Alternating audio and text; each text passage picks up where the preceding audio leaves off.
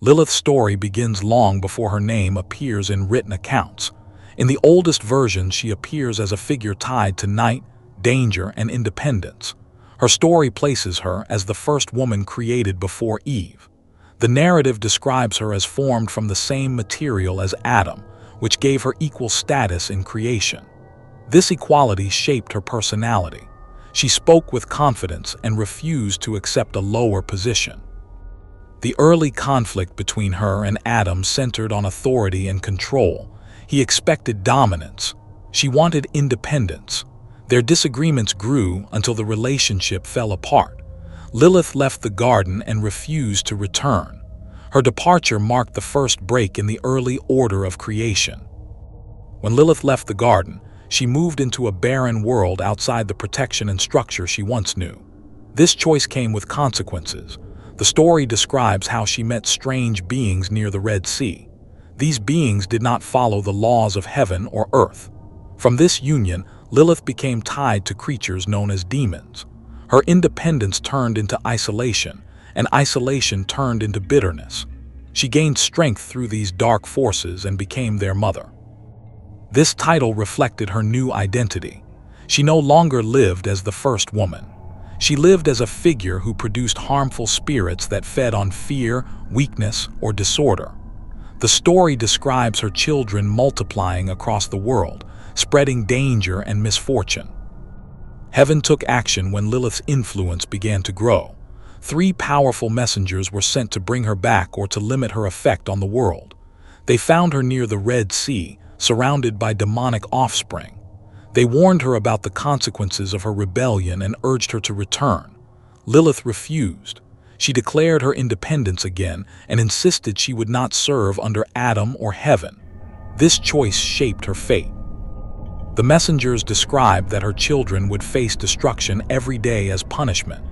Lilith accepted this consequence, and in exchange, she received the right to target newborns, sleeping individuals, or those who left themselves unguarded. This agreement turned Lilith into a symbol of danger, especially for young children or vulnerable people.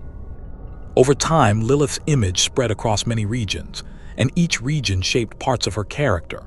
Some described her as a night figure who moved through shadows.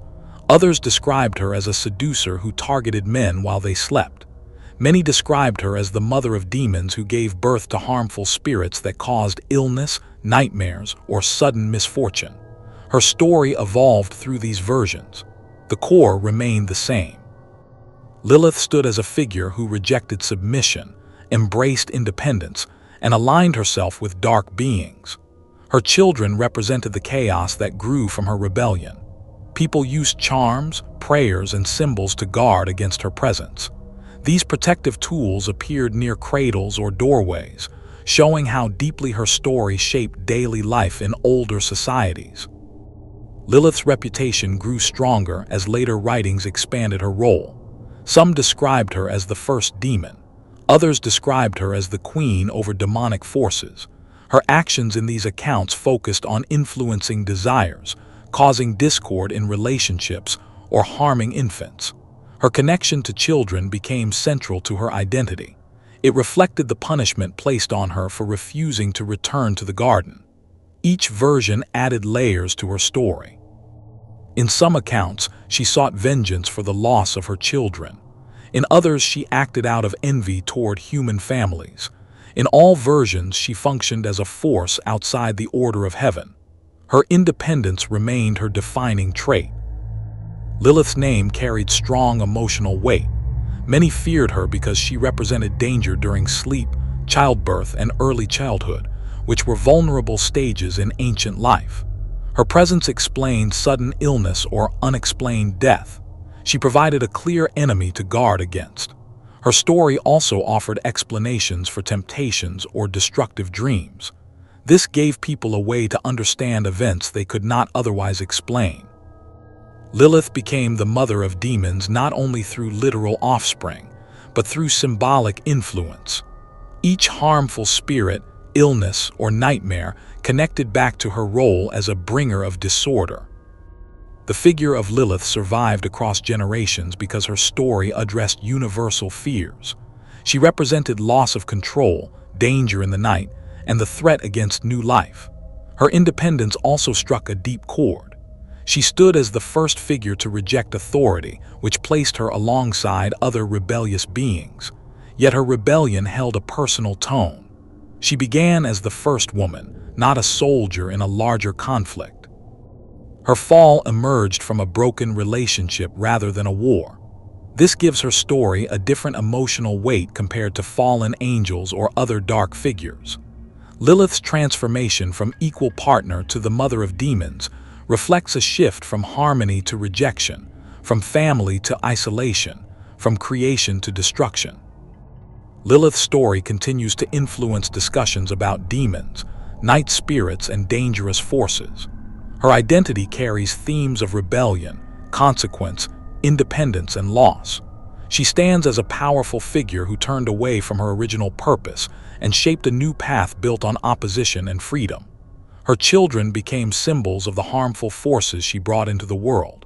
Her name remains tied to danger in the night and the fear of unseen threats.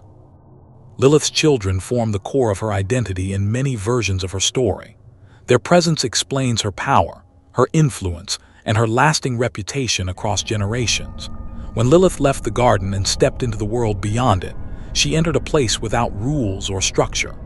This landscape brought her into contact with dark beings that moved outside the order she once lived under. These beings welcomed her independence, and through them, she produced offspring that shared her nature. These children were not human. They carried traits tied to danger, chaos, and misfortune. They reflected the anger and grief she held after breaking from Adam and rejecting the life she was meant to have. The birth of these children marked the beginning of her rise as the mother of demons. The number of her offspring varies across accounts. Some describe thousands, others describe more than that. In every version, the sheer number of her children symbolized her influence. Each child represented a new form of harm, whether sickness, nightmares, sudden accidents, or emotional conflict. The world viewed them as threats that moved unseen, often striking without warning. People described them as spirits that fed on fear, confusion, or human weakness. Their existence made Lilith a prominent figure in stories about danger during the night or during vulnerable moments of life. This constant threat made her seem present even when she did not appear in the story directly. Her children served a second role. They showed the price of Lilith's rebellion. When messengers from heaven confronted her near the Red Sea, they delivered a consequence that reshaped her entire future. They told her that a large number of her children would die each day due to her refusal to return. This loss became a permanent part of her identity. Some versions describe her mourning these children endlessly. Others describe her lashing out against humanity as a response to her pain. Her anger gave her offspring a new purpose. They targeted the weak, the young, and the unprotected. This made her conflict with heaven feel ongoing, not resolved. Her children became her weapon, her outlet, and her legacy. Many accounts describe Lilith's children as beings that targeted newborns or pregnant women. This detail shaped cultural practices for centuries. People placed symbols, written names, or protective objects near cradles or beds. They believed these signs blocked Lilith's offspring from entering. This connection between her children and infants made them some of the most feared spirits in ancient stories. They represented the unexplained tragedies that early societies struggled to understand.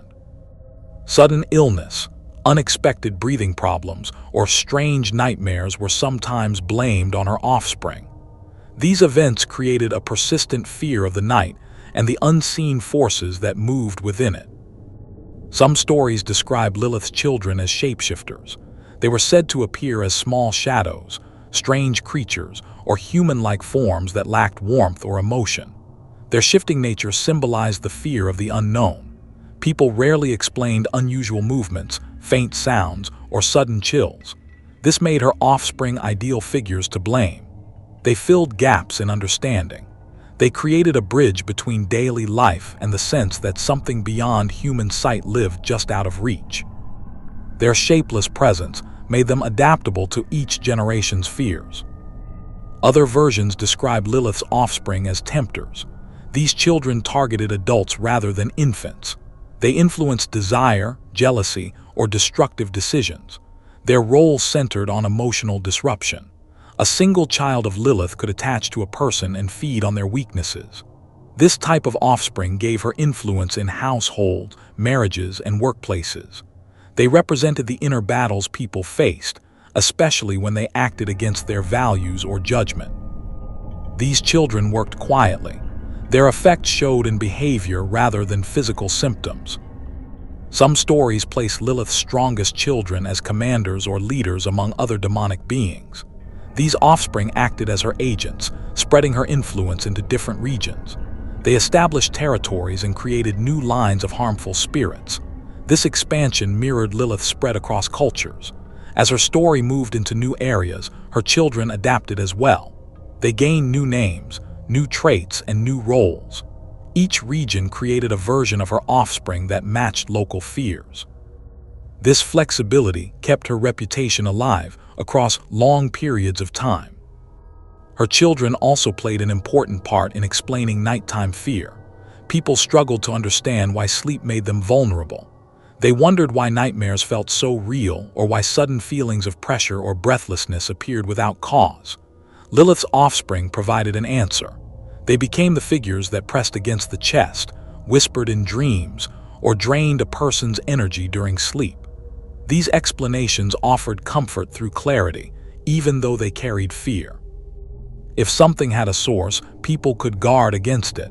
Her children gave structure to fear. A smaller group of her offspring stood apart from the rest. These were said to be closer to Lilith in form and intelligence. They acted as her direct servants. They helped her carry out tasks that required planning rather than simple destruction. They traveled between households or watched over regions during long periods. These children reinforced her status as a ruler among dark forces. They also showed how deeply connected she was to the world outside the garden. Her power did not fade after leaving. It grew through her children, who spread her influence far beyond her own reach.